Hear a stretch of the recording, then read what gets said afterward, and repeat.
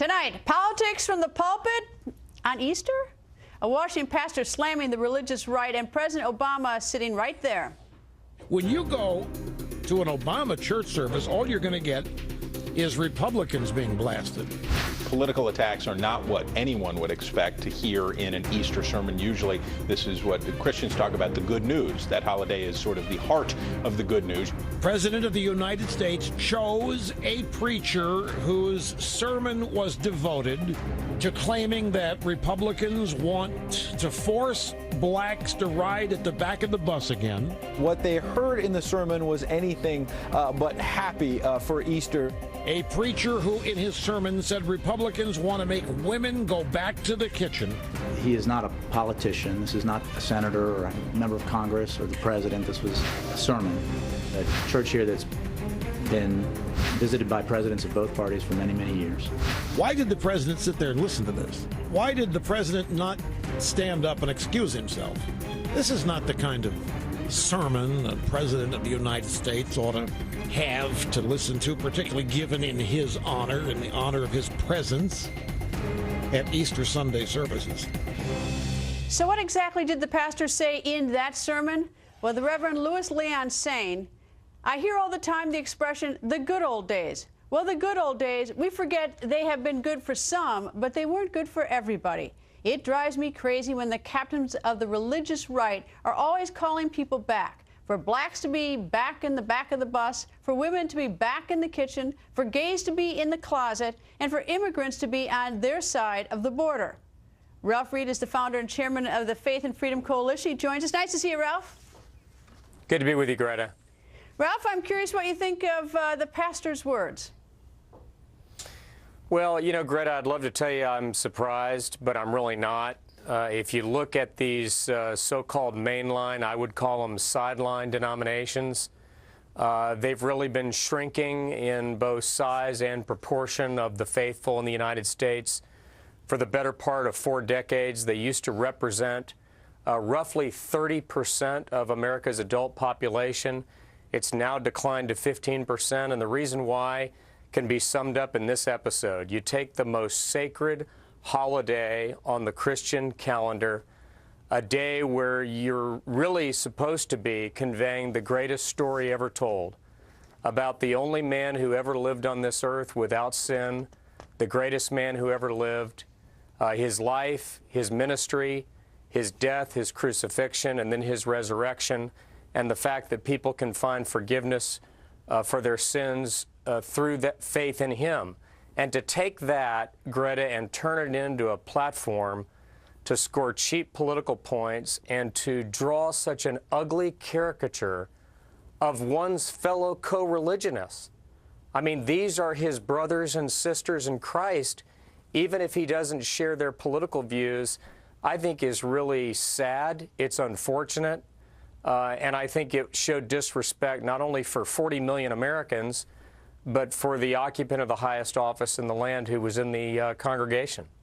I think it's important to note, a lot of people may not be familiar with Washington, D.C. This is the church that is half a block from the White House. It's through Lafayette Park, and then there's the church, and presidents from both sides of the aisle have been attending this church for an awful long time. I mean, this is I guess, I don't know how to describe it, but this is a rather well-known church here in town. Do you know of this pastor? Have you ever heard of him before? I've heard of him. He prayed at George W. Bush's inaugural. I don't know him personally, but, you know, Greta, you're exactly right. St. John's Episcopal Church in Washington is really hallowed ground in the religious and cultural traditions of our country.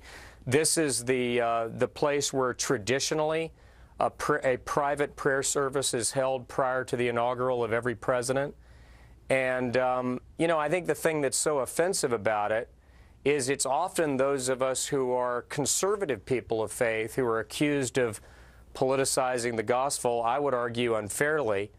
And here again was an Easter sermon that was turned into really an attack on other Americans and on other Christians.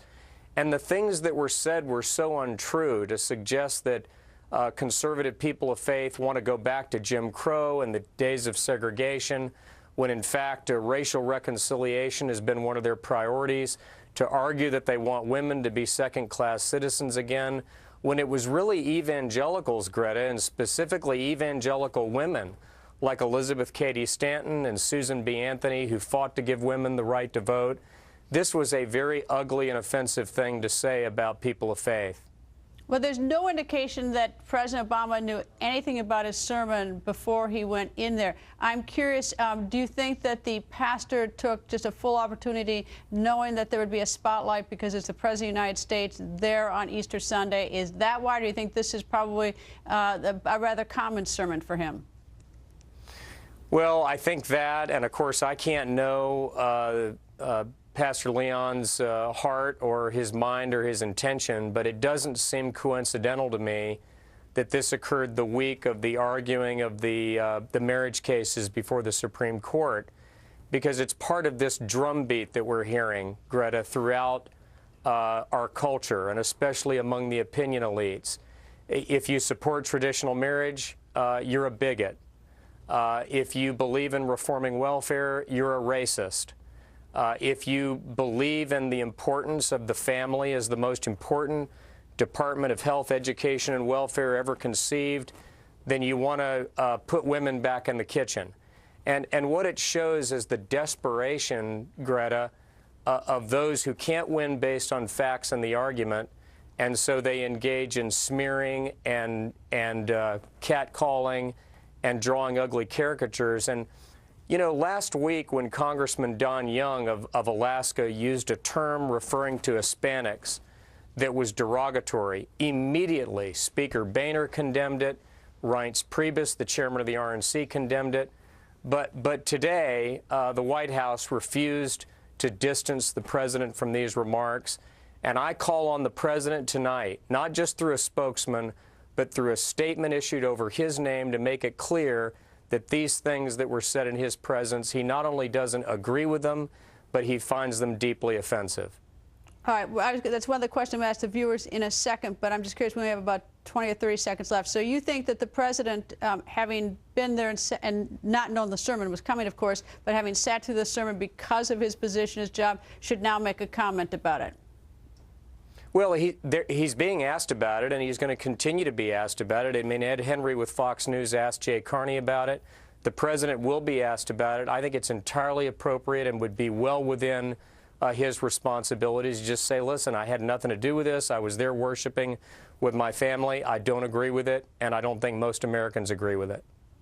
What do you think the pastor should do? Just let it go, or do you think he should say something? I guess that he's not going to back down from his statement, but in terms of the appropriateness of making the statement on Easter Sunday in church.